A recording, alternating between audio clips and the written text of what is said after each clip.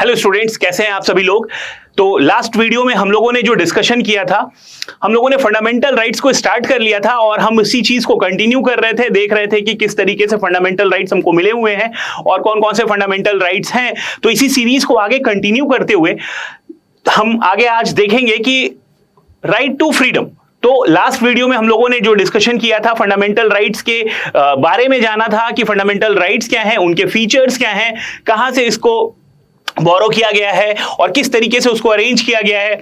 तो इन्हीं fundamental rights को समझते हुए आज हम देखेंगे कि आगे क्या है, किस तरीके से। तो राइट टू फ्रीडम पहला जो था, हमने देखा था कि राइट टू इक्वालिटी के फंडामेंटल राइट्स में हम लोगों ने देखा था कि आर्टिकल नंबर 14 से लेकर के आर्टिकल नंबर 18 तक चीजें दी हुई हैं किस तरीके से और क्या क्या है। तो अभी उसी को आगे बढ़ाते हुए राइट टू फ्रीडम के अंदर हमको ये पता है कि आर्टिकल नंबर 19 से लेकर के आर्टिकल नंबर 22 जो है वो हमारा फंडामेंटल राइट्स है और राइट टू फ्रीडम। तो सबसे पहले आता है article number 19। It is a very important concept और आर्टिकल 19 के अंदर जो बातें कही गई हैं वो सभी भारतीय नागरिकों को मिला हुआ है और इसको इतना इजीली सस्पेंड नहीं किया जा सकता है और ये मिलता ही मिलता है सभी को।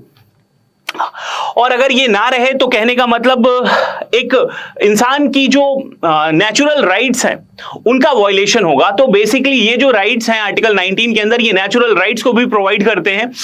तो कहने का मतलब अगर आप एक इंसान हैं तो आपकी भावनाएं हैं और आपकी बातें हैं, तो आप अपनी बातों को व्यक्त कर सकते हैं, अपने विचारों को रख सकते हैं।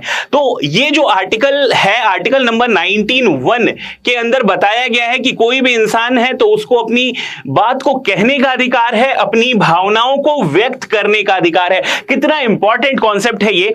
कहने का मतलब अगर आप एक इंसान हैं तो आपके अंदर भावनाएं होंगी, अपनी बातें होंगी, तो उन बातों को आपको कहने का अधिकार मिला हुआ है और हम इसीलिए इतना इजीली अपनी बातों को कह लेते हैं, कुछ भी कह देते हैं। ये हमारा संविधान हमको प्रोवाइड करता है, हर एक भारतीय नागरिक को ये व्यवस्था दी गई है।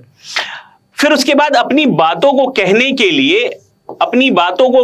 लिए आप इकट्ठा हो सकते हैं, असेंबल हो सकते हैं कहीं पर भी।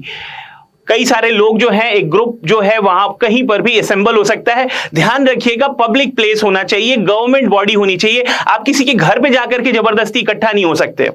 तो दैट इज पब्लिक प्लेस पे आप यूनाइट हो सकते हैं, इकट्ठा हो सकते हैं, असेंबल हो सकते हैं। और असेंबल होने के बाद ये आर्टिकल नंबर 19(2) के अंदर बातें कही गई हैं। आर्टिकल नंबर 19(3) ये कहता है कि आप अपनी विचारधारा, अपनी भावनाओं को आगे बढ़ाने के लिए एक संगठन का निर्माण कर सकते हैं। तो ध्यान रखिएगा कि सबसे पहले तो आप अपनी बातों को व्यक्त कर सकते हैं, एकदम इजीली, फ्रीली आप अपनी बातों को व्यक्त कर सकते हैं। दूसरा, अपनी बातों को आगे बढ़ाने के लिए आप संगठित हो सकते हैं, इकट्ठा हो सकते हैं और यूनाइट होकर के अपनी बातों को आगे बढ़ा सकते हैं ताकि वो जो बात है आपकी वो लोगों तक पहुंचे, लोगों तक जाए। फिर अपनी बातों को और ज्यादा आगे बढ़ाने के लिए आप एक संगठन का निर्माण कर सकते हैं ताकि जो आपकी विचारधारा है वो विचारधारा का प्रसार जो है वो पूरे देश के अंदर हो सके। तो आप एक संगठन बना सकते हैं। फिर उसके बाद अपने संगठन के साथ आप पूरे भारत के अंदर कहीं पर भी भ्रमण कर सकते हैं। ध्यान रखिएगा, पूरे भारत के अंदर, क्योंकि आप भारत के नागरिक हैं और भारत के नागरिकों को यह अधिकार मिला हुआ है। तो भारत के किसी भी राज्य के अंदर आप आ सकते हैं, जा सकते हैं, अपनी बातों को रख सकते हैं, कह सकते हैं, अपनी भावनाओं का प्रचार प्रसार कर सकते हैं और उसके लिए आपको पूरे भारत के अंदर भ्रमण करने का अधिकार मिला हुआ है। अब जब आप पूरे भारत के अंदर भ्रमण कर लेंगे, मूवमेंट कर लेंगे, तो ऐसा तो है नहीं कि आप स्टेशन पे गए और स्टेशन से वापस चले आए। आप स्टेशन पे घूम रहे हैं। तो अपनी बातों को अच्छे तरीके से रखने के लिए आप भारत के किसी कोने में घूम सकते हैं, जा सकते हैं और वहां पर रह भी सकते हैं। तो आर्टिकल नंबर 19(5) जो है वो ये कहता है कि कोई भी व्यक्ति है जो भारत का नागरिक है वो भारत के किसी भी कोने में जा सकता है और वहां पर रह सकता है। अब रहने के बाद आर्टिकल नंबर 19(6) जो है वो कहता है कि हम भारत के किसी भी कोने के अंदर प्रॉपर्टी खरीद सकते हैं, हम अपनी संपत्ति को वहां पे बना सकते हैं वहां रहने के लिए। तो राइट टू प्रॉपर्टी जो है, कहने का मतलब आप प्रॉपर्टी खरीद सकते हैं वहां पर। और फिर आर्टिकल नंबर 19(7) के अंदर बोल रहा है कि हम कोई भी प्रोफेशन भारत के किसी भी कोने में कर सकते हैं। हम वहां पे व्यापार कर सकते हैं, हम वहां की सरकारी नौकरी में अगर हो सकता है तो वहां पे आ सकते हैं।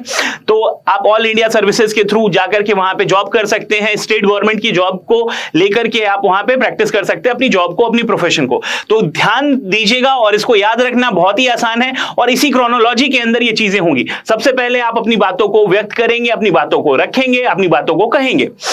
उसके बाद अपनी बातों को बढ़ाने के लिए, प्रचार प्रसार करने के लिए आप संगठित हो सकते हैं। कहीं पर भी आप किसी भी पार्क के अंदर आपने देखा होगा लोगों को अपनी बातों को कहते हुए, स्पीच देते हुए, तो वो यूनाइट हो सकते हैं। फिर उसके बाद आपने पार्टीज को देखा होगा, बहुत सारी पार्टीज हैं, बहुत सारे संगठन हैं जो कि अपनी बातों को, अपने विचारधाराओं को आगे बढ़ाते रहते हैं। तो आर्टिकल नंबर 19(3) के तहत आप एक पार्टी का गठन कर सकते हैं, एक एसोसिएशन का गठन कर सकते हैं। आर्टिकल नंबर 19(4) के तहत आपने देखा होगा कि बहुत सारी पार्टीज जो हैं हर राज्य के अंदर अपना अपना क्या बोल सकते हैं अपनी अपनी बातों को कहते हुए मूव करते हैं और अपनी बातों को, विचार को रख सकते हैं। जैसा कि अभी इलेक्शन आपके राज्य के अंदर आ गया है तो बहुत सारी पॉलिटिकल पार्टीज आएंगी यहां पर और अपनी विचारधाराओं को रखेंगी, लोगों को इन्फ्लुएंस करने की कोशिश करेंगी। तो राइट टू मूवमेंट, तो फिर उसके बाद right to freedom of movement. Article number 19(5) जो है वो ये कहता है कि आप यहां पर रिजाइड कर सकते हैं किसी भी राज्य के अंदर। तो आपने देखा होगा कि जो पॉलिटिकल पार्टीज होती हैं उनके ऑफिसेज होते हैं हर राज्य के अंदर, और उनके ऑफिसेज जो है उनको खोलने का अधिकार कौन दे रहा है? Article number 19(5). फिर उसके बाद आर्टिकल नंबर 19(6) जो है वो ये कहता है कि आप यहां पर प्रॉपर्टी खरीद सकते हैं।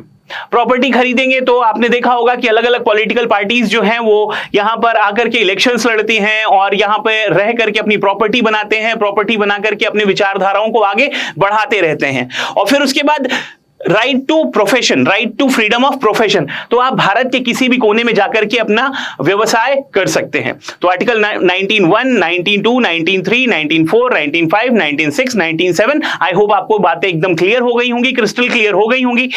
उसके बाद जो है आर्टिकल नंबर 20, जो हमारे संविधान का आर्टिकल नंबर 20 है, ये बहुत ज्यादा इंपॉर्टेंट है और इसको समझना बहुत ही जरूरी है एक इंसान के लिए। एक आपके जो अधिकार आपको मिले हुए हैं किस तरीके से, तो right in protection in respect of conviction of offence, conviction for offence.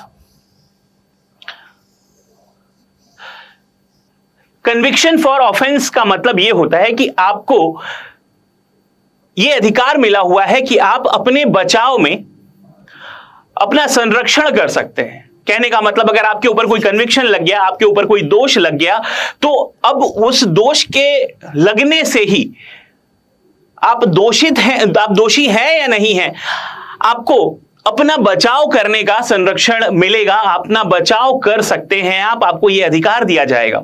कहने का मतलब यह है कि कोई भी आर्बिट्रेरी दोष लगा करके आपको पनिश नहीं कर सकता है।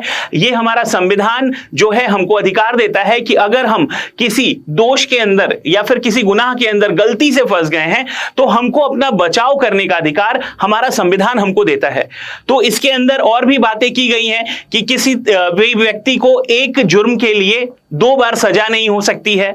आपको अपना बचाव करने के लिए एक वकील जरूर दिया जाएगा, अपना बचाव करने के लिए एक वकील अवश्य दिया जाएगा। आप स्वतंत्र हैं, आप अपनी इच्छा से, अपनी मर्जी से किसी भी वकील को हायर कर सकते हैं अपना बचाव करने के लिए। और अगर आप सक्षम नहीं हैं कि आप वकील को हायर करें तो आपको एक सरकारी वकील दिया जाएगा कि आप अपना बचाव कर सकते हैं। तो अनलेस एंड अनटिल आपका दोष सिद्ध नहीं हो जाता है आप अपना बचाव कर सकते हैं। कितनी बढ़िया बात है हमारे संविधान के अंदर। और इसमें तीसरी बात यह कही गई है कि किसी भी व्यक्ति को जबरदस्ती फोर्स नहीं किया जाएगा कि अपने खिलाफ आप गवाही दें। कहने का मतलब अगर आप से कोई गलती हुई है या नहीं हुई है तो आपको जबरदस्ती फोर्स नहीं किया जाएगा कि आप अपने खिलाफ गवाही दें। ठीक है, तो यहां पे आर्टिकल नंबर 20 जो है वो कहता है कि protection in respect of conviction for offence. Article number 21 जो है वो कहता है कि protection of life and personal liberty. Protection of life, कहने का मतलब आपका जीवन जो है वो आपका है, उससे आपको कोई वंचित नहीं कर सकता है। आपको जीने का अधिकार जो है हमारा संविधान देता है। यहां पे बहुत सारी बातें रखी गई हैं। आर्टिकल नंबर 21 का जो स्कोप है वो काफी ज्यादा ब्रॉड है और ये हमेशा बढ़ते रहता है।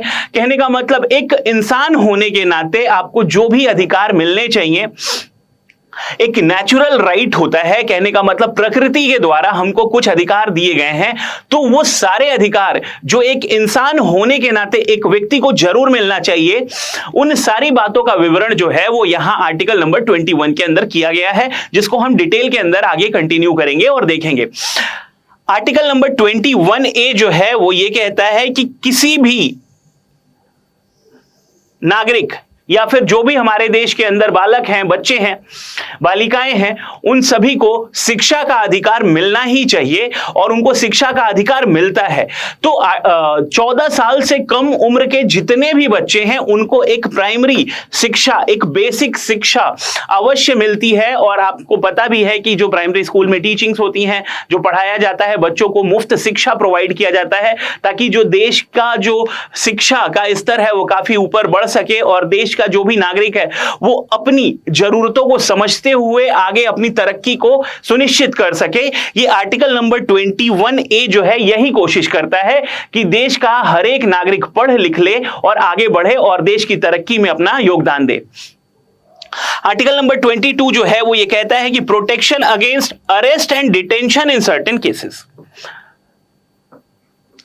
आर्टिकल नंबर 22 जो है वो कहता है कि प्रोटेक्शन अगेंस्ट अरेस्ट, कहने का मतलब आपको आर्बिट्रेरी तरीके से कोई भी अरेस्ट नहीं कर सकता है। आपको आर्बिट्रेरी तरीके से कोई भी अरेस्ट नहीं कर सकता है। अगर आपको कोई अरेस्ट करेगा या फिर पुलिस अरेस्ट करेगी या हाउस अरेस्ट करेगी या डिटेन करेगी व्हाटएवर, तो आपको पहले बताया जाएगा कि आपको किस गुनाह के लिए या किस जुर्म के लिए आपको अरेस्ट किया जा रहा है या डिटेन किया जा रहा है। अरेस्ट और डिटेंशन में अंतर है। अरेस्ट का मतलब होता है कि आपने अगर कोई गुनाह किया तो जरूर से आपको कारावास दिया जाएगा, आपको जेल में रखा जाएगा। अरेस्ट का मतलब यहां पे हुआ। डिटेंशन का मतलब यह होता है, पहले तो आप अरेस्ट का मतलब समझ लीजिए, अगर आपने कोई गुनाह कर दिया तो आपको अरेस्ट किया जाएगा। डिटेंशन वो चीज होती है कि निकट भविष्य में अगर आप कोई गुनाह करने वाले हैं, अगर आप कोई गुनाह करने वाले हैं तो आपको उससे रोकने के लिए आपको डिटेन कर दिया जाता है, आपको हाउस अरेस्ट में रखा जाता है, आपको कहीं निकलने नहीं दिया जाता है, आपको कहीं बात करने नहीं दिया जाता है। तो ये एक तरीका है कि आप वो गुनाह आगे ना कर सके, उससे आपको बचाने के लिए आपको डिटेन किया जा सकता है। तो आर्टिकल नंबर 22 में बोला गया है कि protection against arrest and detention, तो आपको यहां पे बचाव दिया जाएगा, बचाव किया जाएगा आपका कि आपको कोई डिटेन ना कर दे या फिर आपको कोई अरेस्ट ना कर दे। तो कुछ भी करने के लिए, अरेस्ट करने के लिए या डिटेन करने के लिए आप को बताया जाएगा कि क्यों किया जा रहा है। आर्बिट्रेरी तरीके से कोई भी आपके साथ कुछ गलत नहीं कर सकता है।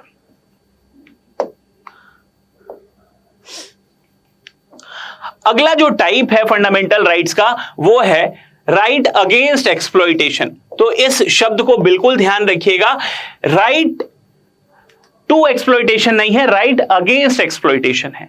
भारत के किसी भी नागरिक के साथ कुछ भी गलत नहीं किया जा सकता, उसको एक्सप्लॉइट नहीं किया जा सकता है। अगर किसी की मर्जी है तो आप वो काम करेंगे, अगर मर्जी नहीं है तो आपसे कोई जबरदस्ती काम नहीं करवा सकता है।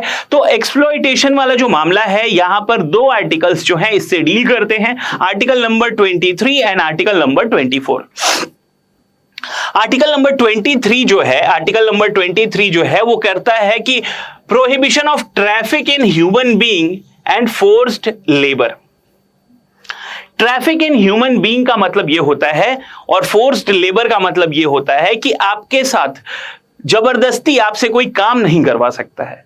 कहने का मतलब अगर आपकी इच्छा है तो आप काम करेंगे और आपकी इच्छा नहीं है तो आप काम नहीं करेंगे। और बधुआ मजदूरी जैसी कोई चीज नहीं करवाया जा सकता है, स्लेवरी जैसी कोई चीज आपसे नहीं करवाई जा सकती है।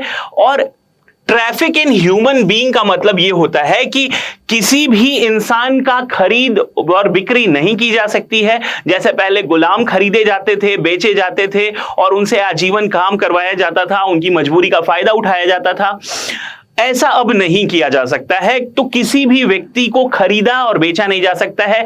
जैसे पुरुषों के अंदर गुलाम वगैरह खरीदे जाते हैं या महिलाएं हैं उनको खरीदना बेचना, लड़कियों को खरीदना बेचना, तो ऐसा कुछ भी नहीं किया जा सकता है। आर्टिकल नंबर 23 ये एकदम क्लियरली डिफाइन करता है और अगर कोई ऐसा करता है तो उसके अगेंस्ट चार्जेस चलाए जाएंगे। ये आर्टिकल नंबर 23 हमें बताता है हमारे संविधान का। आर्टिकल नंबर 24 जो है वो कहता है कि protection of employment of children in factories. तो हमें यह पता है कि जो छोटे बच्चे हैं जिनकी उम्र 14 साल से कम है उनको फैक्ट्रीज के अंदर काम नहीं करवाया जा सकता है और बड़ी बड़ी फैक्ट्रीज के अंदर तो बिल्कुल ही प्रोहिबिटेड होते हैं। और कहने का मतलब कहीं पर भी चाइल्ड लेबर नहीं करवाया जा सकता है, यह बिल्कुल सुनिश्चित किया जाता है। यह हमारे संविधान का आर्टिकल नंबर 24 यह कहता है कि 14 साल से कम के बच्चे कहीं पर भी काम नहीं करेंगे। उनका अधिकार क्या है? पढ़ाई करना, शिक्षा लेना। आर्टिकल नंबर 21A के तहत उनको शिक्षित किया जाएगा ताकि वो अपना भविष्य जो है अच्छा कर सकें और उसके लिए काम कर सकें। तो यहां पर आप बिल्कुल याद रखिएगा कि आर्टिकल 24 और 24 कहता है कि 14 साल से कम का कोई भी बच्चा फैक्ट्रीज में काम नहीं करेगा। तो ये रहा आपका राइट अगेंस्ट एक्सप्लॉइटेशन जो कि आर्टिकल नंबर 23 और आर्टिकल नंबर 24 के अंदर बोलता है। अगला है right to freedom of religion. अगले टाइप का जो फंडामेंटल राइट है वो क्या कहता है कि धार्मिक स्वतंत्रता हमको प्रोवाइड किया जाएगा, धार्मिक स्वतंत्रता हमको दी जाएगी। हमारा संविधान हमको धार्मिक स्वतंत्रता देगा। अब धार्मिक स्वतंत्रता का मतलब क्या होता है कि आप कन्वर्ट नहीं करने लगेंगे। आप अपनी इच्छा के अनुसार, अपनी श्रद्धा के अनुसार, अपने भरोसे के हिसाब से आप अपना भगवान चुन सकते हैं, आप अपना अल्लाह चुन सकते हैं, गॉड चुन सकते हैं।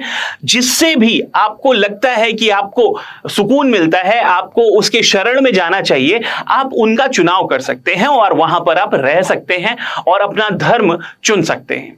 तो आर्टिकल नंबर 25 जो है वो कहता है कि फ्रीडम ऑफ कंसाइंस, आपके अंतःकरण से यह बात आनी चाहिए और आपके अंतःकरण से जो भी आवाज आती है आप उस भगवान का चुनाव कर सकते हैं। फ्रीडम ऑफ प्रोफेशन कहने का मतलब आप अपने धर्म को बढ़ा सकते हैं, प्रैक्टिस कर सकते हैं और प्रोपोगेट कर सकते हैं। कहने का मतलब आप अपने धर्म को बढ़ावा दे सकते हैं, उसकी अच्छाइयों को बता सकते हैं लोगों को। इसका मतलब कदापि नहीं है कि आप कन्वर्जन करने लग जाइए। अगर मुझे किसी भगवान में आस्था है तो मैं उनका गुणगान कर सकता हूं, लेकिन मैं ये किसी को जबरदस्ती नहीं कह सकता कि तुम भी उन्हीं भगवान की पूजा करो, या फिर किसी को छलावे से बहका नहीं सकता। द थिंग इज दैट कि हम सिर्फ और सिर्फ उनका गुणगान कर सकते हैं, उनकी अच्छाइयों को बता सकते हैं लोगों को, दैट्स इट। आर्टिकल नंबर 26 कहता है कि freedom to manage religious affairs, freedom to manage religious affair. यहां पर बात बिल्कुल क्लियर है कि अगर मुझे कोई धर्म पसंद है और मैं उस धर्म को पालन करता हूं, उस धर्म का पालन करता हूं, तो मैं उस धर्म के कर्म कांडों को मना सकता हूं। कहने का मतलब जो भी फेस्टिवल्स हैं, जो भी धर्म के अंदर जो रिलीजियस एक्टिविटीज होती हैं, कल्चर होते हैं, उनको हम मना सकते हैं, उनको कंटिन्यू कर सकते हैं। जैसे कि हम कोई भी पूजा वगैरह करते हैं, जैसे दुर्गा पूजा होती है तो उस तरीके की व्यवस्थाएं जो की जाती हैं, छठ पूजा होती है, तमाम तरीके के होली दिवाली में जो पूजाएं की जाती हैं, पूजा अर्चना की जाती हैं, तो उन सभी व्यवस्थाओं को किया जा सकता है और उसको मैनेज किया जा सकता है और उसकी छूट जो है हमको हमारा संविधान का आर्टिकल नंबर 26 देता है। आर्टिकल नंबर 27 जो है, आर्टिकल नंबर 27 कहता है कि freedom from payment of taxes and promotion of for promotion of any religion. पहली बात तो आर्टिकल नंबर 27 एकदम क्लियर कहता है कि मुझसे जबरदस्ती कोई टैक्स नहीं ले सकता है। धर्म के नाम पर या किसी भी चीज के नाम पर जबरदस्ती कोई टैक्स नहीं ले सकता है। धार्मिक नाम पे कोई भी टैक्स नहीं ले सकता है कि अगर मैं इस धर्म का पालन करता हूं तो मुझे इतना लाख रुपया देना होगा या इतने हजार रुपए देने ही देने होंगे। नहीं, ये स्वतः बिल्कुल मैं फ्री हूं। अगर मुझे लगता है कि मुझे देना चाहिए चढ़ावा तो मैं चढ़ावा दूंगा, और अगर मुझे नहीं लगता है तो मैं चढ़ावा नहीं दूंगा। अगर आप मंदिर में मस्जिद में जाते हैं और वहां पर जाकर के आपसे कोई फोर्स नहीं करेगा कि आपको इतने रुपए का चढ़ावा चढ़ाना होगा। अगर आपको लगता है कि हां आपको देना चाहिए, अगर आपको फील होता है तो आप बिल्कुल कर सकते हैं। तो आर्टिकल नंबर 27 यही कह रहा है कि किसी के साथ कोई भी जबरदस्ती नहीं होगी कि आप टैक्स दीजिए ही दीजिए। और दूसरी चीज यहां पे ये कही गई है कि कोई भी आप टैक्स देते हैं रिलीजियस अफेयर्स के लिए तो वो टैक्सेबल नहीं होगा। कहने का मतलब उसके ऊपर इनकम टैक्स नहीं लगता है। आर्टिकल नंबर 27 ये कहता है गवर्नमेंट उसको टैक्स फ्री कर चुकी है। तो जैसे मंदिर होते हैं, मस्जिद होते हैं, वहां पे चढ़ावों के ऊपर कोई भी टैक्स नहीं लगता है।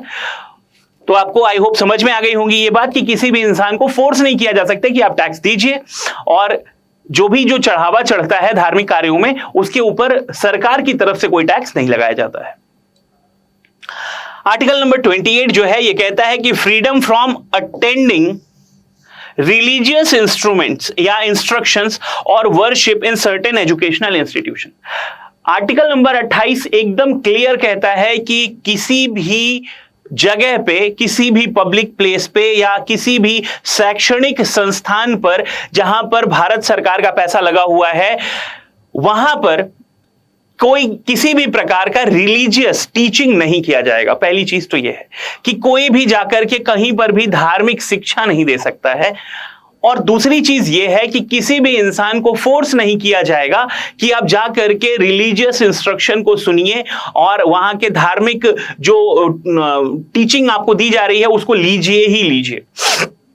और इसमें तीसरी बात यह है कि कोई भी व्यक्ति है तो अगर उसको लगता है कि उसको ये शिक्षा ग्रहण करनी चाहिए या रिलीजियस इंस्ट्रक्शन को अटेंड करना चाहिए तो वो बिल्कुल फ्री है। अगर आप रास्ते में जा रहे हैं, अगर आपको गुरुद्वारे में रुकने का विचार होता है तो आप रुक सकते हैं, और अगर आप नहीं रुकेंगे तो कोई जरूरी नहीं है, आपको कोई फोर्स नहीं किया जाएगा। आपको अगर कोई मंदिर दिखता है तो आप मंदिर के अंदर अगर कुछ टीचिंग्स हो रही हैं तो आप जाकर के बिल्कुल सुन सकते हैं, और अगर आपको लगता है कि नहीं सुनना चाहिए तो आपको कोई फोर्स नहीं करेगा कि आप जाकर के वहां की जो शिक्षा दी जा रही है उसको आप लीजिए ही लीजिए। तो आई होप आपको बातें बिल्कुल क्लियर हो रही होंगी कि धार्मिक संस्थानों पर कहीं पर भी आपको जबरदस्ती लेक्चर लेने का कोई फोर्स नहीं कर सकता है। और जैसे कि बहुत सारे बाबा वगैरह हैं, कहने का मतलब उन लोगों के रिलीजियस इंस्ट्रक्शंस चलते रहते हैं, तो जिसको इच्छा होती है वो जाकर के वहां पे उनके इंस्ट्रक्शंस को सुन लेता है, जिसको नहीं होती है इच्छा वो वहां पे नहीं जाता है। तो आर्टिकल 25, 26, 27, 28 आपको आई होप चीजें क्लियर हो गई होंगी। Right to freedom of religion, यहां पे जो रिलीजन का हिसाब किताब है 25 से 28 के अंदर दिया हुआ है, और ये सारी बातों को हमने डिस्कस कर लिया। जो नेक्स्ट है कल्चरल एंड एजुकेशनल राइट्स, इनको बताया गया है आर्टिकल नंबर 29 और 30 के अंदर कि कल्चरल एंड एजुकेशनल राइट्स। पहली बात आर्टिकल नंबर 29 जो है वो ये कहता है कि protection of languages, script and culture of minorities. हमारे देश के अंदर बहुत तरीके के लोग रहते हैं, बहुत सारे विचारों के लोग रहते हैं, तो हमारे देश के अंदर सभी को बहुत ही इज्जत से रहने का अधिकार है। अभी हम लोगों ने देखा राइट टू रिलीजन, तो हमारे देश के अंदर सभी को अपने धर्म के हिसाब से रहने का अधिकार है। तो अपने जो धार्मिक रीति रिवाज है उन रीति रिवाज का संरक्षण करने का भी अधिकार जो है वो दिया गया है आर्टिकल नंबर 29 के तहत। जो भी माइनॉरिटीज है, जैसे जैनिज्म हो गए, बुद्धिस्ट हो गए, पारसीज हो गए, सिख हो गए, मुस्लिम्स हो गए, तो सभी को अपने रीति रिवाजों को संरक्षित रखने का अधिकार दिया गया है। और आर्टिकल 29 जो है वो ये कहता है कि अपनी भाषा, अपने जो स्क्रिप्ट हैं और अपने जो कल्चर हैं उन सभी का संरक्षण करने का अधिकार है। अब कहने का मतलब जो बहुसंख्यक लोग हैं उनमें मिल करके जो उनका अस्तित्व है माइनॉरिटीज का कहीं खत्म ना हो जाए, तो उनके अस्तित्व को बचाने के लिए बहुसंख्यक लोगों के साथ साथ जो माइनॉरिटीज हैं, अल्पसंख्यक लोग हैं, वो अपने हितों का संरक्षण कर सकते हैं। ये आर्टिकल नंबर 29 क्लियरली बताता है। आर्टिकल नंबर 30 जो है वो ये कहता है कि जैसे जो माइनॉरिटीज हैं, तो अपने माइनॉरिटीज के जो लोग हैं, जैसे जैनिज्म है, बुद्धिस्ट लोग हैं, तो ये लोग अपने हितों का संरक्षण, अपने कल्चर का संरक्षण, अपनी भाषा का संरक्षण करने के लिए अब चौराहे पे तो जाएंगे नहीं कि चौराहे पर जाकर के खड़े हो गए। आर्टिकल जो हमारा पीछे अभी पढ़ा हमने राइट टू रिलीजन में, हमने ये डिस्कशन किया कि कहीं पर भी पब्लिक प्लेस पर धार्मिक शिक्षा नहीं दी जाएगी। तो अब पब्लिक प्लेस पे आप धार्मिक शिक्षा नहीं दे सकते, तो कहीं तो धार्मिक शिक्षा देनी होगी ना, जिसको उनको ट्रेन करना होगा। इस पीढ़ी को तो आता है, नेक्स्ट पीढ़ी को कैसे ट्रेन करेंगे? तो यहां पर इनके हितों का संरक्षण करने के लिए क्या बोल सकते हैं, एजुकेशनल संस्थाओं को खोलने का अधिकार दिया गया है। आर्टिकल 30 जो है ये कहता है कि जो भी माइनॉरिटीज के लोग हैं वो अपने कल्चर, अपने धर्म और अपने रीति रिवाजों का संरक्षण करने के लिए एजुकेशनल इंस्टीट्यूट खोल सकते हैं। तो जैसा कि क्रिश्चियंस करते हैं, चर्च के अंदर जो बाइबल है उसकी प्रीचिंग्स दी जाती हैं। जो मदरसा होता है मुस्लिम्स का, वहां पर वो इस्लाम की पढ़ाई करवाते हैं, कुरान को पढ़ाते हैं। उसी तरीके से जो जैनीज हैं, बुद्धिस्ट हैं, पारसीज हैं, वो भी अपने कल्चर का संरक्षण करने के लिए रिलीजियस टीचिंग्स दिया करते हैं। और उन रिलीजियस टीचिंग्स पे सरकार का कोई भी हस्तक्षेप नहीं होता है। वहां का पूरा कंट्रोल जो होता है उन रिलीजियस अथॉरिटीज के पास होता है, और वही जो धर्म के लोग हैं अपने पास ही सारी अथॉरिटी रखते हैं कि वहां पे किस तरीके से शिक्षा देनी है, या किस तरीके से पढ़ाना है, या बातों को रखना है। तो आर्टिकल नंबर 30 तक यहां पर हम लोगों ने देख लिया कि कल्चरल एंड एजुकेशनल राइट्स, और जो सबसे इंपॉर्टेंट पार्ट है that is right to constitutional remedies. Right to constitutional remedies, तो कहने का मतलब यह है कि अगर आपके किसी भी हित का संरक्षण नहीं होता है तो फिर आपके अधिकारों का कोई मतलब नहीं रह जाता है। और अगर आपके अधिकारों का कोई मतलब नहीं रह जाता तो इन अधिकारों को देने का मतलब क्या है? तो सारे के सारे अधिकारों को दिया जाएगा, आपको गारंटी दिया जाता है कि आपके अधिकार आपको दिए जाएंगे। और अगर आपके अधिकारों से आप वंचित होते हैं या फिर किसी भी प्रकार की वंचना होती है, तो आपको सुप्रीम कोर्ट के द्वारा आपके अधिकार दिलवाए जाएंगे। तो आपका अधिकार आपको मिलना भी आपका अधिकार है। सबसे बड़ी इंपॉर्टेंट बात यह है कि आर्टिकल 32 ये कहता है कि आपको अधिकार मिलेगा, यह भी आपका ही अधिकार है। अब जो सुप्रीम कोर्ट है वो आर्टिकल नंबर 32 के तहत फंडामेंटल राइट्स को रिट्स के मामले से या रिट्स की मदद से संरक्षित करता है। ये 5 प्रकार के रिट्स हैं। अब इसको एक ऐसे समझते हैं हम, जैसे आप अपने घर में रहते हैं, तो अगर आपसे कोई गलती होती है तो आपके घर वाले आपको हर गलती के लिए एक ही सजा देते हैं क्या? नहीं। तो आपके घर वाले हर गलती के लिए अलग अलग सजा देंगे, अलग अलग प्रावधान होगा। तो आपके संरक्षण, आपके हितों के संरक्षण को करने के लिए, आपके हितों को संरक्षित रखने के लिए सुप्रीम कोर्ट जो है ये 5 प्रकार के रिट्स जारी करता है। और रिट्स का मतलब होता है आदेश। आदेश का जो हिसाब किताब है ये हमने ब्रिटेन के संविधान से बोरो किया है। और ये जो रिट्स हैं, पहला है हेबियस कॉर्पस, जिसको बोलते हैं बंदी प्रत्यक्षीकरण। हेबियस कॉर्पस जो है बंदी प्रत्यक्षीकरण। बंदी प्रत्यक्षीकरण का मतलब ये होता है कि अगर किसी भी व्यक्ति को अगर अरेस्ट किया गया तो उसको 24 घंटे के भीतर प्रत्यक्षीकरण किया जाएगा। न्यायालय में, पास के न्यायालय में 24 घंटे के भीतर किसी न किसी न्यायालय में जज के सामने प्रस्तुत किया जाएगा, ताकि वो जो बंदा है जिसको अरेस्ट किया गया है वो अपना संरक्षण कर सके, अपना बचाव कर सके, और ये डिसाइड किया जाएगा जज के द्वारा कि उस बंदे को हमने उस बंदे को क्या करना है, उसको अरेस्ट करना है या फिर उसको छोड़ना है। तो ये तय किया जाएगा जज के द्वारा। और हेबियस कॉर्पस का मतलब बंदी प्रत्यक्षीकरण 24 घंटे के भीतर भीतर। मैंडेमस, मैंडेमस का मतलब होता है परमादेश। परमादेश का मतलब परम धन आदेश, परम धन आदेश, जिसका मतलब होता है फाइनल ऑर्डर।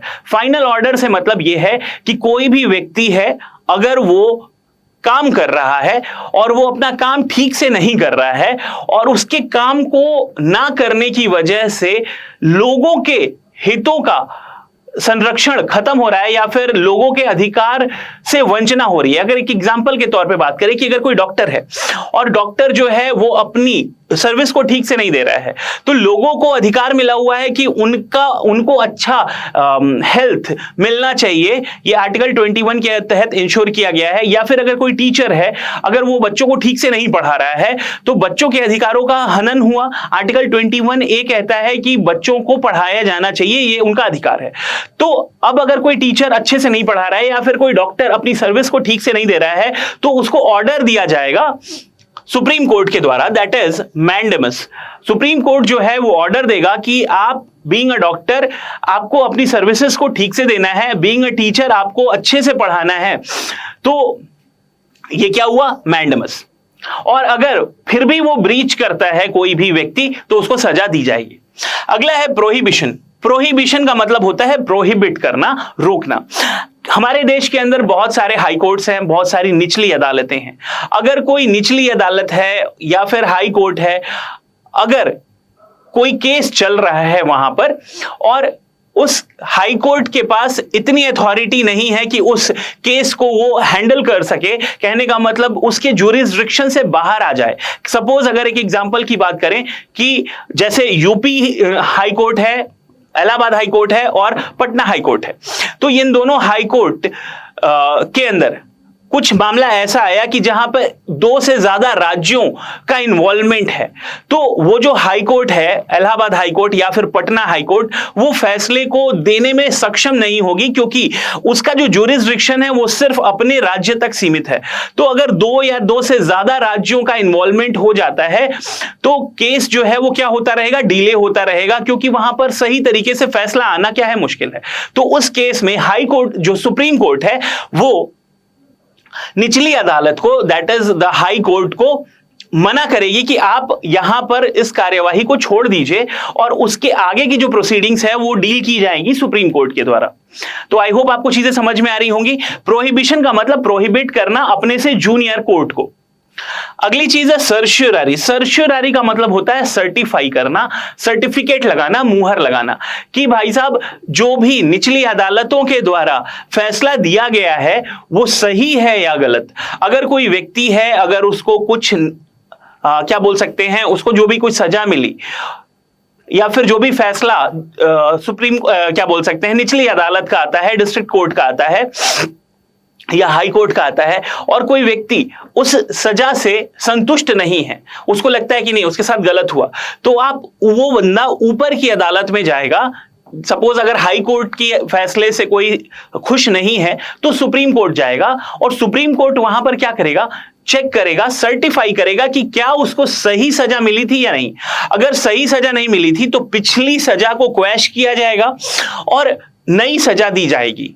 और अगर सुप्रीम कोर्ट को लगता है कि निचली अदालतों ने सही फैसला दिया था तो वहां पर सर्टिफाई किया जाएगा सुप्रीम कोर्ट के द्वारा और पिछली सजा को ही कंटिन्यू कर दिया जाएगा। तो सर्शियरी का मतलब होता है टू सर्टिफाई, टू सर्टिफाई। और पांचवा जो रेट है वो है क्यू वारंटो। क्यू वारंटो का मतलब होता है किस अधिकार से, किस अधिकार से कोई किसी भी कार्य को कर रहा है। अगर सपोज कोई टीचर है तो टीचर अगर कहीं पे पढ़ा रहा है तो क्या उसके पास जेन्युइन डिग्रीज हैं। अगर कोई डॉक्टर है या कोई इंजीनियर है तो वहां पर अगर वो काम कर रहा है, कहीं पर भी काम कर रहा है, तो उसके पास वैलिड डॉक्यूमेंट्स हैं या नहीं है, वो अपना काम सही तरीके से कर रहा है कि नहीं या कर सकता है कि नहीं, इस चीज को चेक करने के लिए क्यू वारंटो नामक रिट जो है जारी किया जा सकता है सुप्रीम कोर्ट के द्वारा कि अगर कोई डॉक्टर है और अगर आपको लगता है कि वो फर्जी है, वो सही आदमी नहीं है, तो सुप्रीम कोर्ट से आप रिट जारी करवा सकते हैं कि वो बंदा सही है या नहीं, और उस बंदे की फिर चेकिंग होगी कि weather he is right person और नॉट।